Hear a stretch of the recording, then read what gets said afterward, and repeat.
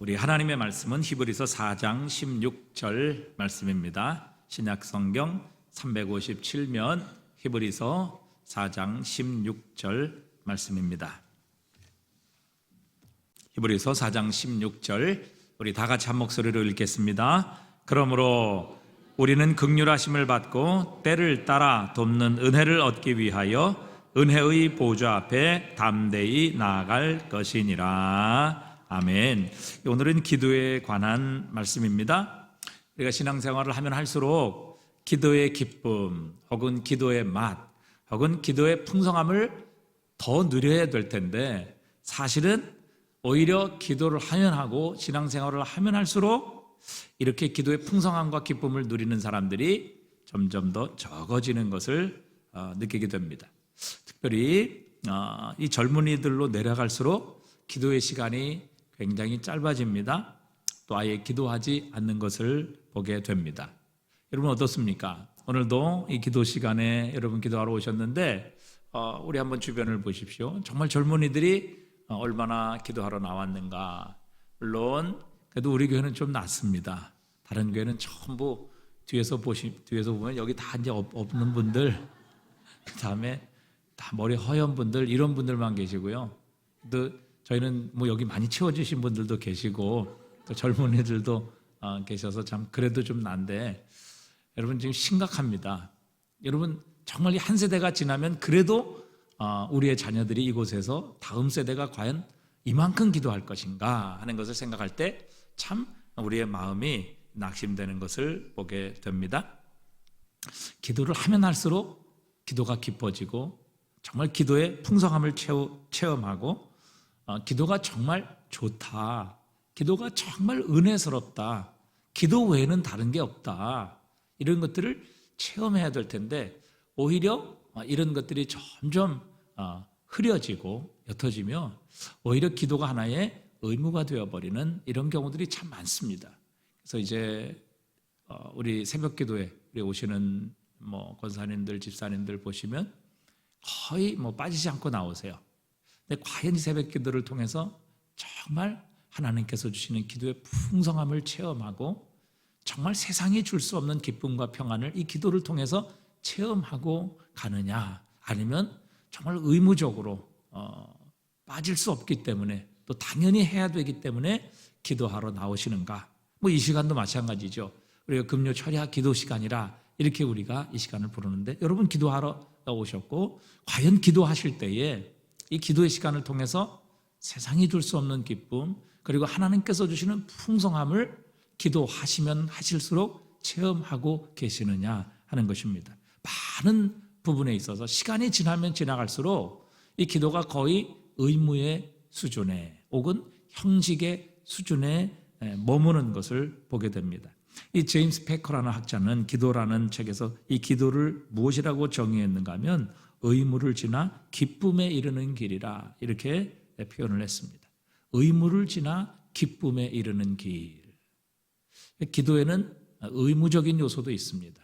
그러나 그 의무적인 요소에 머물러서는 안 될 것이고, 그 의무적인 요소를 뛰어넘어 그리고 지나서 정말 하나님께서 주시는 이 기쁨, 천국의 기쁨, 주님을 만나는 기쁨, 영적인 기쁨, 이런 것들을 체험하는 것이야말로 진정한 기도라, 이렇게 표현을 했습니다. 여러분 우리가 클래식 음악을 처음 들으면 잘 모릅니다. 저게 무슨 뜻인지, 무슨 의미를 가지고 있는지 참 지루하고 힘들 뿐이죠. 그러나 그 클래식 음악도 오래 감상하고 또 그 클래식 음악이 익숙해지게 되면 그 진가를 우리가 누리게 됩니다.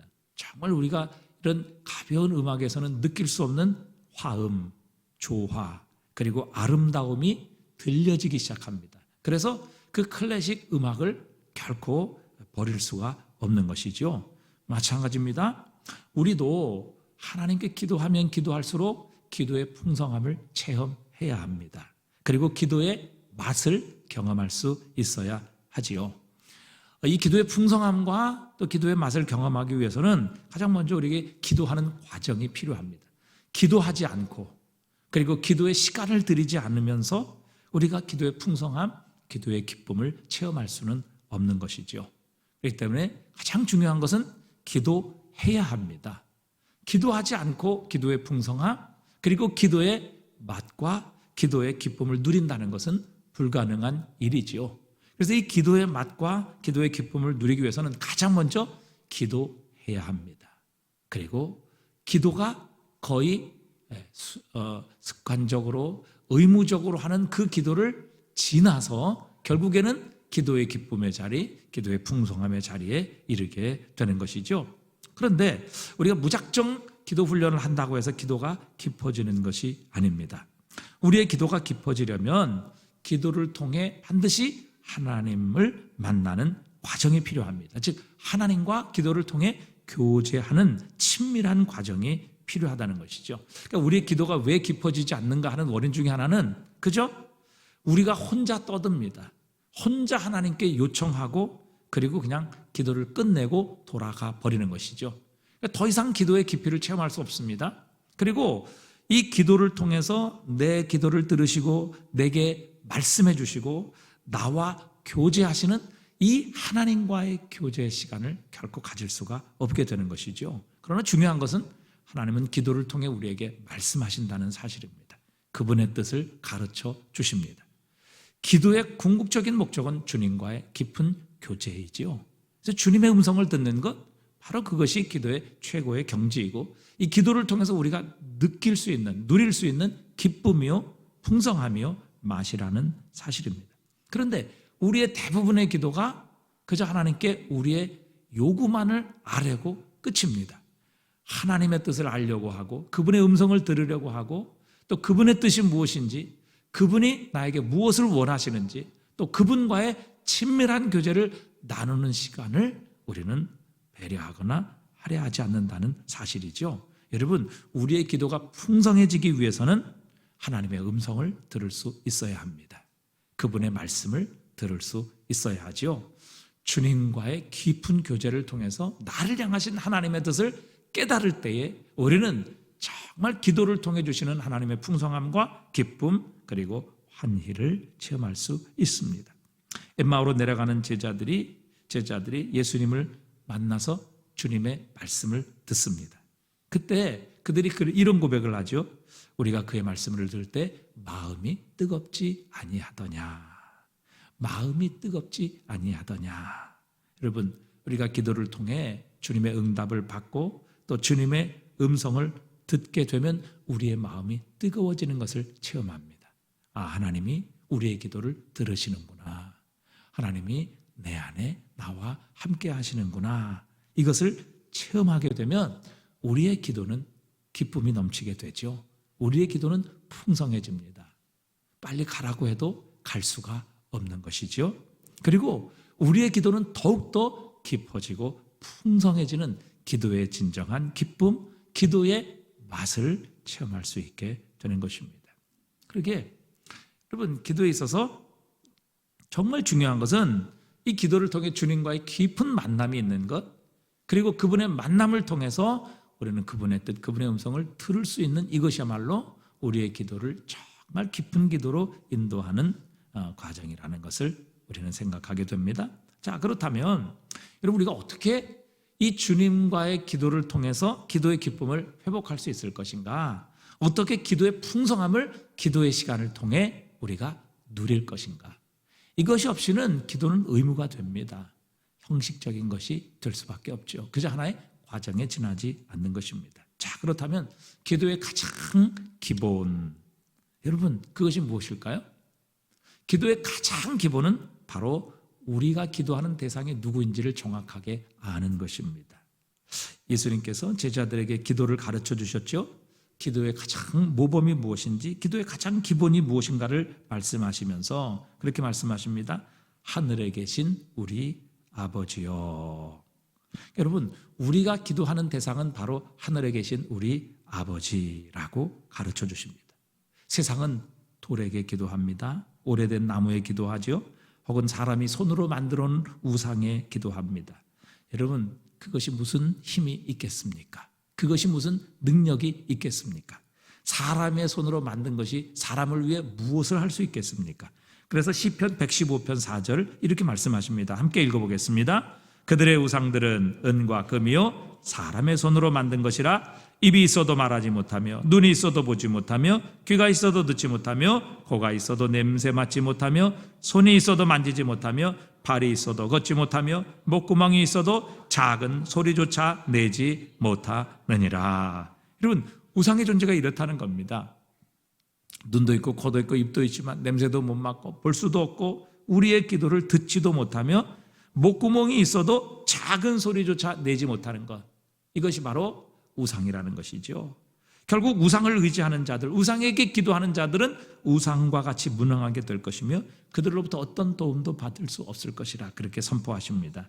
115편 8절에 보니까 우상을 만드는 자들과 그것을 의지하는 자들이 다 그와 같으리로다 말씀하십니다. 하지만 여호와를 의지하는 자는 어떻습니까? 9절부터 115편 9절부터 또 읽어봅니다. 이스라엘아 여호와를 의지하라. 그는 너희의 도움이시요 너희의 방패시로다. 아론의 집이여 여호와를 의지하라. 그는 너희의 도움이시요 너희의 방패이시로다. 여호와를 경외하는 자들아 너희는 여호와를 의지하라. 그는 너희의 도움이시요 너희의 방패시로다. 여호와께서 우리를 생각하사 복을 주시되 이스라엘 집에도 복을 주시고 아론의 집에도 복을 주시며 높은 사람이나 낮은 사람을 막론하고 여호와를 경외하는 자들에게 복을 주시리로다. 아멘. 여러분, 하나님을 경외하는 자들에게는 하나님께서 복을 주신다, 그렇게 약속하십니다. 하나님은 우리에게 복을 주시는 분이십니다. 그분은 우리에게 복을 주실 수 있는 분이십니다. 그분을 의지하는 자에게 하나님은 우리의 도움이 되시고 우리의 방패가 되어 주시리라 그렇게 말씀하셨습니다. 우리가 약할 때, 우리가 무능할 때, 우리가 할 수 없을 때, 우리가 대적에게 침략을 당하고 고난을 당할 때 우리로 하여금 이길 수 있도록, 다시 일어설 수 있도록, 그리고 우리로 하여금 그들과 싸울 수 있도록 실제적이고 구체적으로 우리를 도와주시며 또 친히 주님께서 우리의 힘이 되어 주시는 분이시라 이렇게 말씀하십니다. 그러니까 여러분, 우상에게 기도하는 것과 하나님에게 기도하는 것은 근본적으로 다르다는 것이죠. 우상은 입이 있고 눈이 있고 코가 있고 목구멍이 있지만 말도 못하고 응답하지도 못하고 냄새도 못 맡고 듣지도 못하고 볼 수도 없다는 것입니다. 그러나 여호와 하나님은 살아계신 하나님이십니다. 우리의 기도를 들으시고 우리의 사정을 눈으로 보고 계시며 또 우리에게 친히 말씀하시는 하나님이시다, 응답하시는 하나님이시다. 그리고 그분이 친히 그분을 의지하는 자에게는 도움이시요 방패가 되어 주시리라 이렇게 약속하고 계십니다. 시편 91편 4절에도 그가 너를 그의 깃으로 덮으시리니 내가 그의 날개 아래 피하리로다. 그의 진실함은 방패와 손방패가 되시나니 너는 밤에 찾아오는 공포와 낮에 달아드는 화살과 어두울 때 퍼지는 전염병과 밝을 때 닥쳐오는 재앙을 두려워하지 아니하리로다 말씀하십니다. 여러분, 여기 보면 이게 다 우리의 힘으로 어찌할 수 없는 것들입니다. 자, 여기 보십시오. 4절에 보니까 91편 4절에 그의 깃으로 너를 덮으시리니 너를 그의 깃으로 덮으시리니 내가 그의 날개 아래 피하려다. 그의 진실함은 방패와 송방패가 되시나니 밤에 찾아오는 공포, 우리가 물리칠 수 있습니까? 이건 내 마음대로 될 수 없는 것입니다. 낮에 날아드는 화살, 여러분, 화살을 우리가 손으로 막을 수 있나요? 어두울 때 퍼지는 전염병, 여러분, 코로나로 인하여 우리가 거의 3년 동안 모든 것에 문을 닫게 되는 이런 일들이 있었습니다. 여러분, 전염병 우리가 어찌 피할 수 있습니까? 밝을 때 닥쳐오는 재앙, 여러분, 이건 우리의 힘으로 어찌 할 수 있는 것이 아닙니다. 이 모든 것에서 우리 스스로가 우리를 방어하고 우리를 막아낼 수 있는 힘이 우리에게는 없다는 사실입니다. 여러분, 새해 1월 첫째 날이 밝으면서 일본 혼슈 지역에 진도 7.4의 지진이 일어났습니다. 여러분, 진도 7로 인하여 2010년도에 남미 아이티의 지진이 일어났을 때 그 진도 7의 지진으로 무려 24만 명이 죽었습니다. 어마어마한 일이죠. 여러분, 진도 7 정도 되면 일본의 히로시마에 떨어졌던 원자 폭탄의 무려 20배가 넘는 충격이라 그렇게 표현을 합니다. 여러분, 얼마나 어마어마한 이 충격입니까? 지진 한 번이. 그런데 이 지진으로 인해서 세계에서 가장 지진에 대한 대비가 잘 되어 있다고 하는 일본인데 사망자가 216명, 부상자 576명, 실종자가 68명이나 됩니다. 그것도 새해를 시작하는 첫날 모든 사람들이 힘과 꿈에 부풀어 있는, 희망과 꿈에 부풀어 있는 바로 1월 1일 첫날, 그 시간에 7.4의 이 지진으로 인하여 일본의 혼슈 지방이 초토화되는 그런 일들이 일어나게 됐습니다. 여러분, 이 지진으로 인하여 해안선이 무려 74m가 확장될 정도로 땅이 변하고 솟아났다고 합니다. 여러분 생각해 보십시오. 해운대가 지금 74m가 밖으로 이게 솟아서 여러분 해안선이 해안선이 길어졌다. 이러면 엄청난 사건이죠. 땅이 완전히 변하는 겁니다.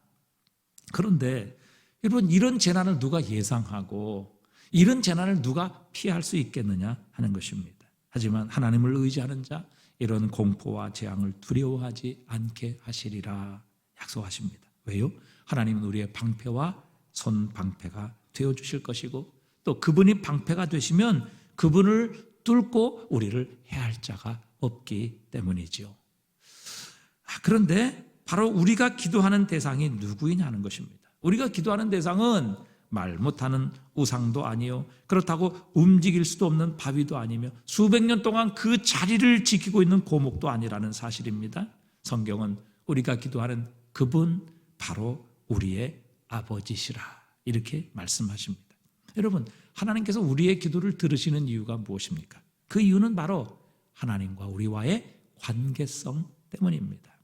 하나님과 우리와 아무 관계가 없다. 그렇다면 하나님께서 우리에게 기도하라 명령하실 일도 없으실 것이고 우리의 기도를 들으실 의무도 없습니다. 응답하실 아무런 이유가 없는 것입니다. 왜?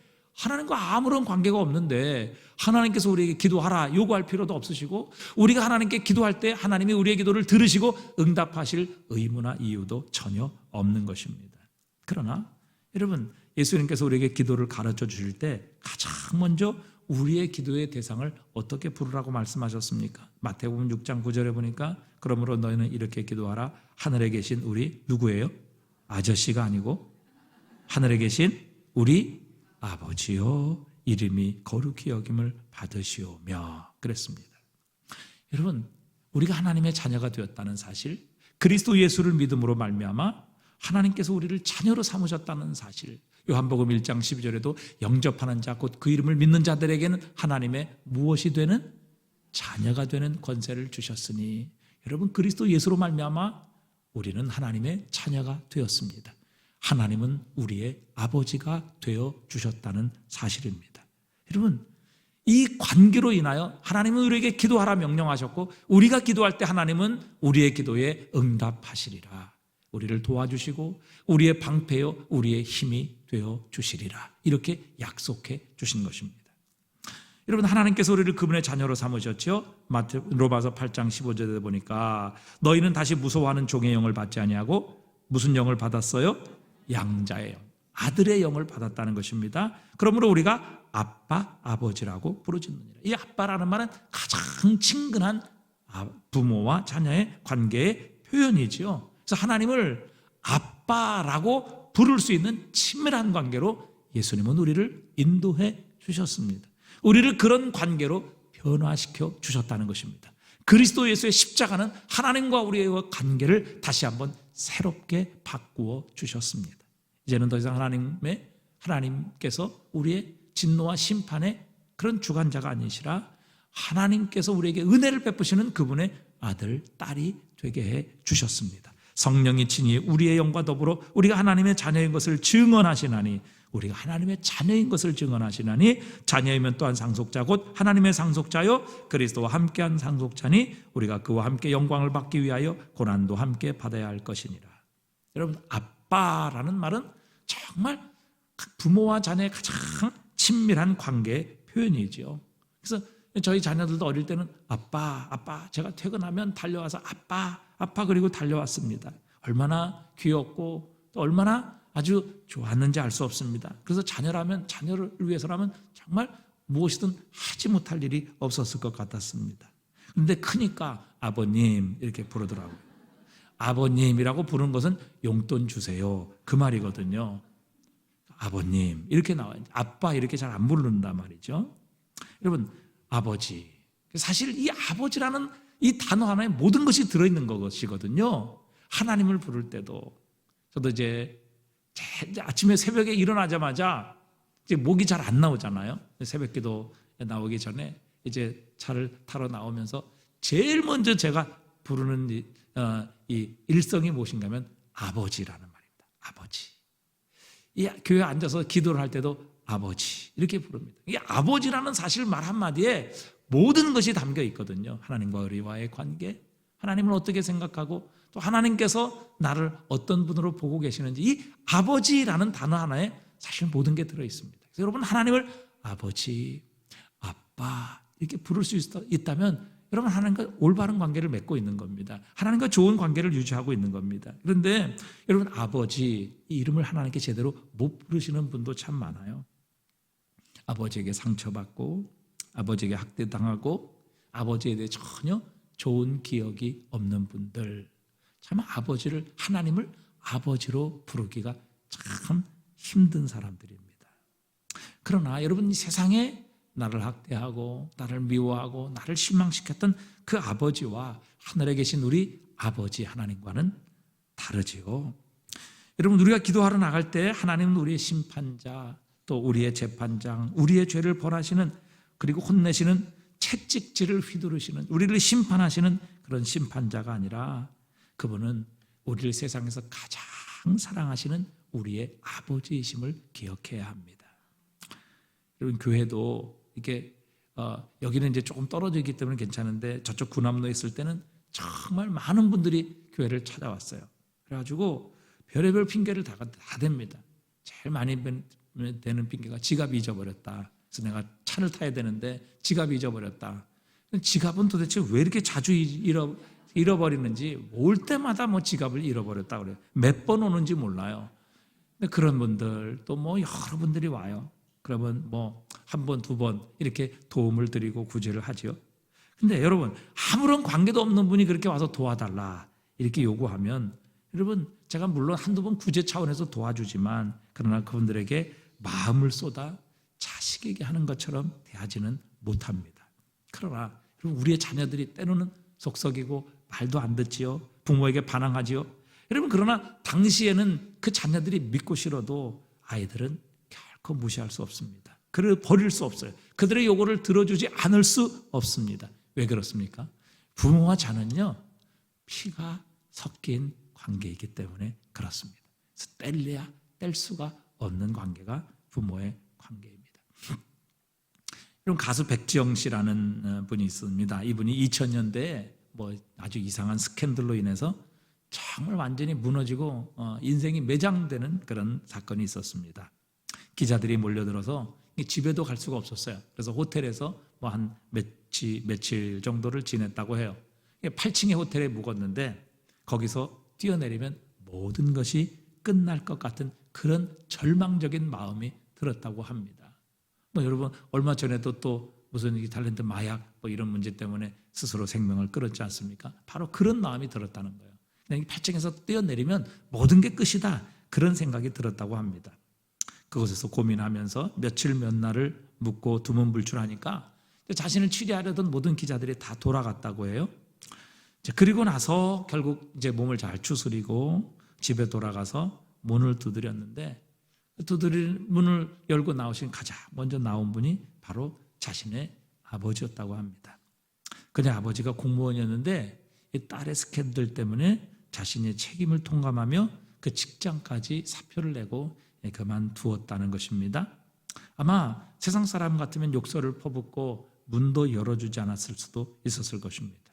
그런데 이 백지영 씨 아버지가 문을 두드리는 딸을 향해 문을 열고 보더니 제일 먼저 한 말이 그 말이래요. 얘야 얼마나 힘들었니? 그 말씀을 하시더래요. 얘야 얼마나 힘들었니? 결국 죽으려 했지만 그 아버지의 사랑, 아버지의 격려 때문에 그는 살게 되었고 다시 재기하고 신앙생활을 열심히 잘하며 지금도 활동하고 있습니다. 여러분 우리가 하나님 앞에 기도할 때 가장 기본적으로 기억해야 될 것, 우리의 기도가 소망과 기쁨으로 넘치는 기도가 되기 위해서 내가 지금 기도하는 대상이 누구인가 하는 것을 반드시 먼저 기억해야 합니다. 여러분 내가 기도하는 바로 하나님은 세상에서 나를 가장 사랑하시는 나의 아버지이십니다. 여러분, 그 하나님께 기도하는 거예요. 그렇게 될 때 여러분, 우리 기도가 결코 형식적이 되지 아니하고 의무가 되지 아니하고 이 모든 것을 뛰어넘어서 나를 가장 사랑하시는 나의 아버지와의 생명력 있는 교제가 될 수 있는 것입니다. 그렇게 되면 우리의 기도는 풍성해지고 기쁨이 넘치고 정말 기도의 맛을 느끼게 되는 주님과의 친밀한 교제로 나갈 수 있게 되는 것입니다. 여러분, 그 아버지 하나님은 어떤 분이십니까? 로마서 8장 32절에 보니까 자기 아들을 아끼지 아니하시고 우리 모든 사람을 위하여 내어주신 이가 어찌 그 아들과 함께 모든 것을 우리에게 주시지 아니하겠느냐. 여러분, 하나님께서 우리의 기도에 응답하실 수 있는 근거는 바로 우리 하나님의 본성과 성품 때문이라 이렇게 말씀하고 계십니다. 여러분, 하나님은 우리를 사랑하십니다. 우리를 위해 아낄 것이 없으신 하나님이십니다. 우리를 구원하시기 위해서라면, 우리에게 유익하고 좋은 것이라면 주님께서는 무엇이든지 원하는 대로 구하라 우리에게 약속하신 아버지십니다.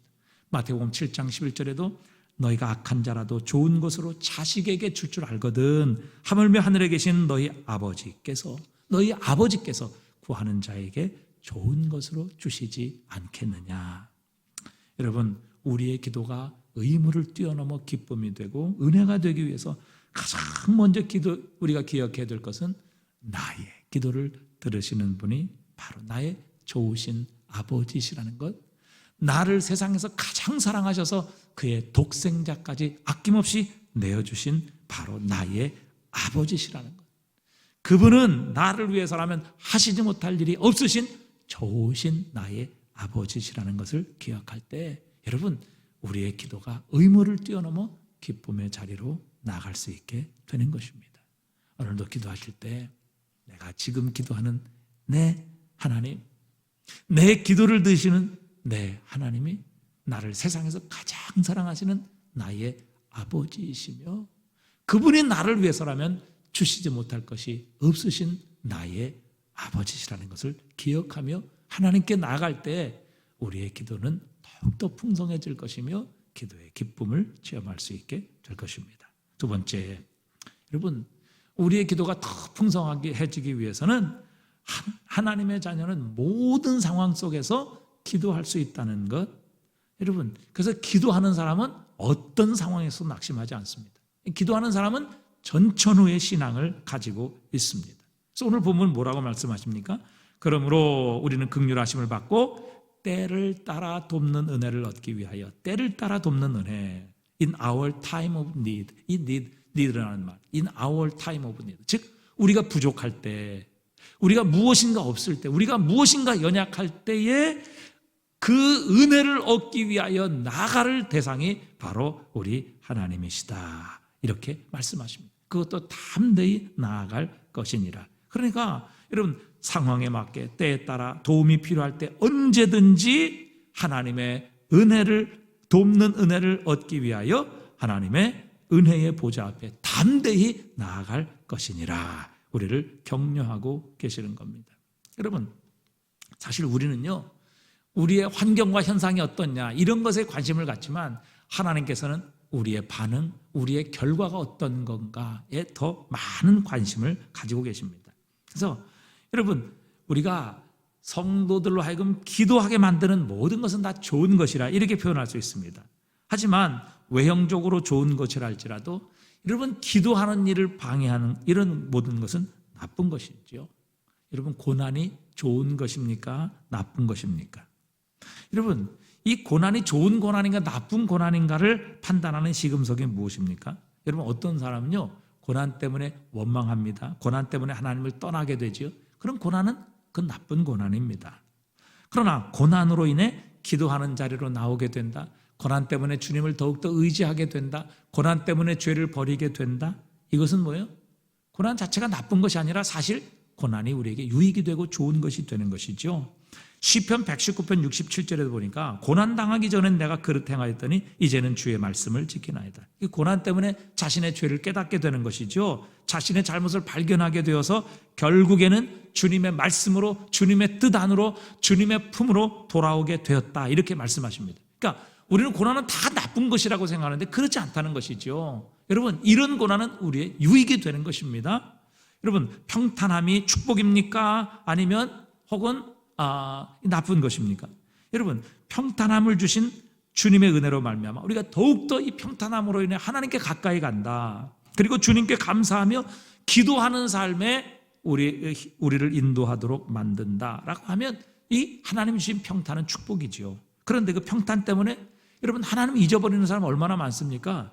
평탄 때문에 더 이상 하나님 찾지 않는 사람 굉장히 많거든요. 잘 나가기 때문에 하나님 잊어버리는 이런 사람들도 얼마든지 있습니다. 여러분, 이건 결코 유익한 평탄, 좋은 평탄이 될 수 없는 것이죠.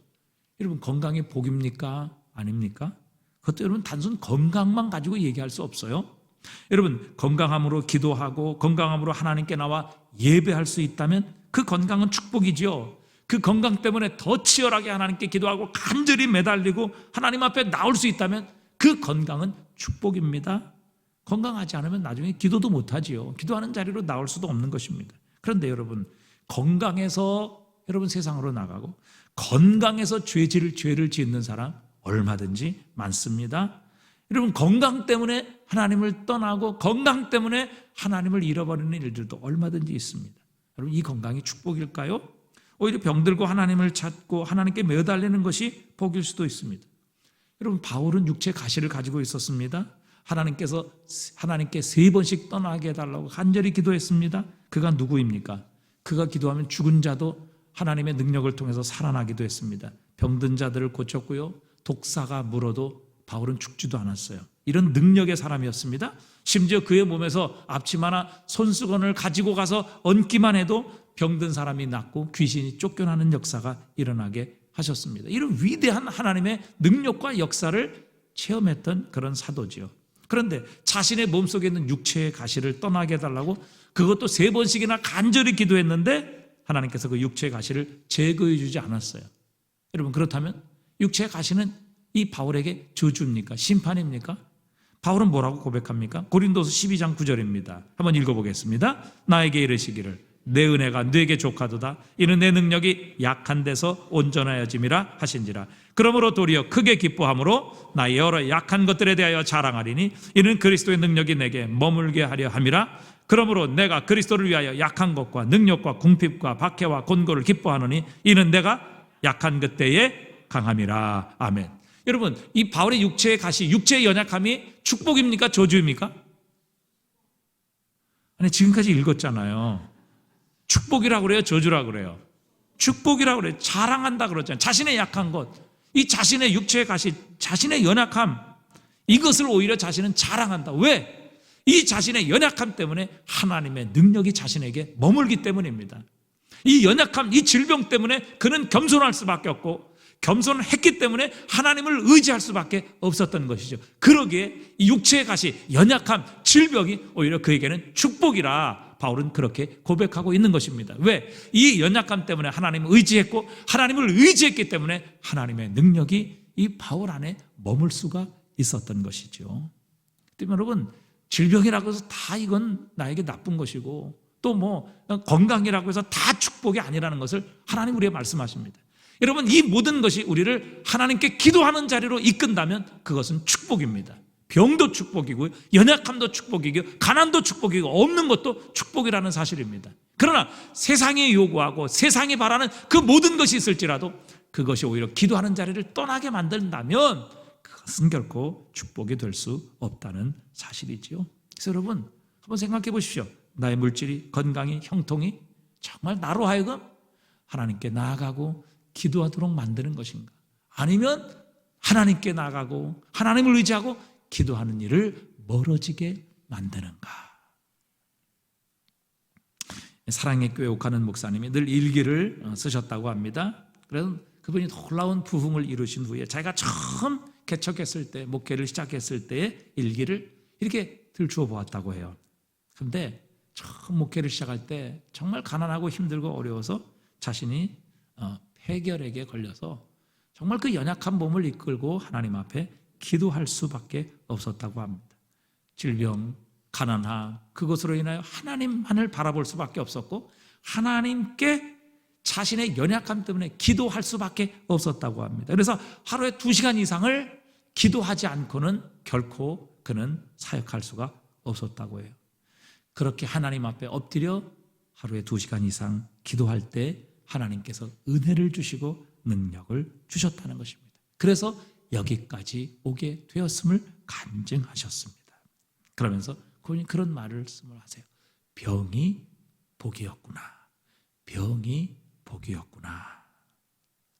여러분, 우리는 우리의 삶의 모든 문제를 가지고 하나님 앞에 나갈 수 있습니다. 여러분, 병 때문에, 가난 때문에, 우리의 약점 때문에, 연약함 때문에, 심지어는 우리의 죄 때문에 여러분 하나님 앞에 나아갈 수 있습니다. 때를 따라 돕는 은혜를 얻기 위하여 은혜의 보좌 앞에 담대히 나아갈 것이니라 말씀하십니다. 여러분, 우리가 모든 문제를 가지고 하나님 앞에 나아갈 수 있다는 사실이 얼마나 큰 축복이고 특권인지 알 수 없습니다. 여러분, 오늘도 각자의 모든 사정이 다 틀립니다. 각자 다 하나님께 원하는 것이 다 틀립니다. 우리에게 있어야 될 필요가 모두 다 다릅니다. 그러나 하나님은 이 모든 것에 응답하시고 가장 좋은 것으로 채우실 수 있습니다. 요한복음 15장 7절, 너희가 내 안에 거하고 내 말이 너희 안에 거하면 무엇이든지 원하는 대로 구하라. 무엇이든지 원하는 대로 구하라. 그리하면 이루리라. 예수님의 자신감이죠. 여러분, 세상 어느 누가 무엇이든지 원하는 대로 구하라 이렇게 말할 수 있겠어요? 그런 능력이 있는 사람이 세상에 어디 있습니까? 이건 도른 사람 아니면 미친 사람이죠. 아니면 하나님이시죠. 예수님께서 말씀하시는 거예요. 너희가 내 안에 거하고 너희가 내 말에 거하면 무엇이든지 원하는 대로 구하라. 왜요? 그분은 무엇이든지 응답하실 수 있는 전능하신 하나님이시기 때문입니다. 여러분, 우리가 이 사실을 확신한다면 오늘도 무엇이든지 때를 따라 돕는 은혜를 얻기 위하여 하나님의 은혜의 보좌 앞으로 나갈 수 있는 이 놀라운 특권이 기도에 있다는 것을 우리가 생각하고 상상한다면 여러분, 이 기도는 결코 의무에 그치는 것이 아니라 기도의 기쁨, 기도의 풍성한, 기도의 진정한 맛을 우리가 느끼며 하나님 앞에 나아갈 수 있다는 사실입니다. 무엇이든지 원하는 대로 구하라. 이 말씀은 우리 주님은 하시지 못할 일이 없다. 그분은 전능하신 하나님이시다. 우리의 어떤 기도도 응답하실 수 있다. 물론 그 모든 것은 하나님의 뜻 안에 있어야만 하지요. 하나님의 뜻 안에 있는 것이라면 우리가 무엇을 구하든지 응답하실 능력을 가지고 계시고 그런 마음도 가지고 계시는 우리 주님이시다. 우리에게 말씀하고 계십니다. 그러기에 여러분, 우리가 이 기도야말로 하나님께서 우리에게 주신 가장 큰 특권이에요. 가장 큰 축복입니다. 이것을 놓쳐버리고 이것을 잃어버린다면 그럼 우리는 정말 야구를 할 때도 야구 방망이로 치면 홈런을 칠 수 있는데 여러분, 손바닥으로 친다 해보세요. 고통은 고통대로 오고 공은 공대로 나가지 않을 것입니다. 기도는 마치 그 야구 방망이와 같은 거예요. 하나님께서 우리에게 주신 가장 크고 위대한 능력의 도구라는 사실입니다. 이 도구를 통해서 여러분 한번 홈런의 인생을 살아보시기를 바랍니다. 기도를 통해서 우리의 기도를 들으시는 분이 우리를 세상에서 가장 사랑하시고 자신의 독생자까지도 내어주실 수 있는 우리의 아버지시라는 사실, 여러분 그분이 지금 내 기도를 듣고 계신다는 사실을 우리가 기억하고 또 우리가 때를 따라 돕는 은혜를 얻기 위하여 여러분 어떤 때든지 또 무엇이든지 우리 주님은 가리지 말고 주님의 뜻 안에서 이 모든 것을 구하라. 너희가 내 안에 거하고 내 말이 너희 안에 거하면 무엇이든지 원하는 대로 구하라. 주님은 응답하실 능력을 가지고 계시다는 겁니다. 그리고 그럴 마음도 가지고 계시다는 것이죠. 그런데 왜 기도하지 않아? 걱정하고 염려하고 두려워하며 낙심하며 세상과 하나님 아버지가 없는 세상과 똑같은 삶을 살아가고 있느냐? 오늘도 우리에게 말씀하고 계십니다. 여러분, 의무를 넘어선 이 기도의 기쁨을 체험하시는 저와 여러분 되시기를 바랍니다.